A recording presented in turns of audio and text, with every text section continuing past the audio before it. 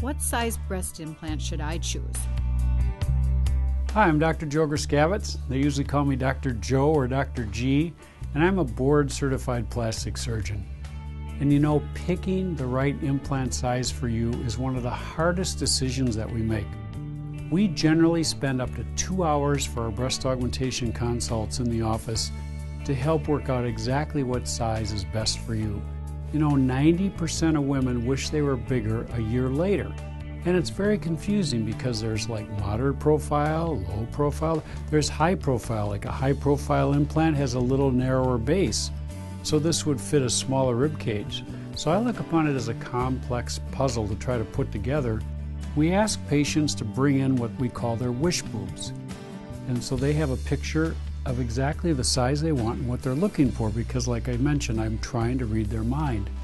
And then we have a photo album that we can use for patients to pick out pictures, and so they can pick out what size they want, what style, that type of thing that would fit their body. So you can see here we've got an array of implant sizes, and they try these on in their bra and see if they fit, and then we add on a little bit, because when the implant's in your body, you know, your muscle or tissue flattens it out a little bit. So we usually add on a little bit of volume to that.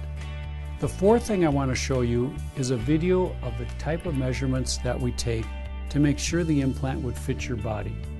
This is probably the most important part of the process, at least in my mind, because you want to make sure the implant fits the width of your breast and the width of your rib cage. And so we take multiple measurements from the sternum down here, and the width of the breast, and the base of the breast to the belly button. And all those things are factored in when we finally talk about what size are we actually going to give you. The second thing that we want to do, which would be the fifth thing, is to look at the tissue thickness. So if some people want a breast implant on top of their muscle. This is unusual in this area of the country, but if you don't have enough tissue thickness, you're going to see wrinkling or the actual edge of the implant. So we make sure there's enough tissue by measuring it on top here, and we want to see about 2 centimeters. Then when we go down below at the base of the breast, we want to make sure there's enough tissue cover if you want to be under the muscle. We want at least 1 centimeter, which is about a half an inch. 2 centimeters is about an inch. So if you got about a half of an inch coverage down below, you're okay to release the muscle. But if it's very thin down there, then you'd want to keep the implant entirely under the lower edge of the muscle. And then you finally plug it into the chart again and see what's the size that's best for you.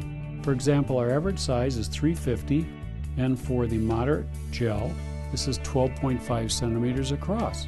So if you want to be our average size and you're about the average width for your breast, this should fit perfect. But those are the things we need to work out, because we look at the clinic as analysis. So we're analyzing you in the clinic with all these videos and measurements.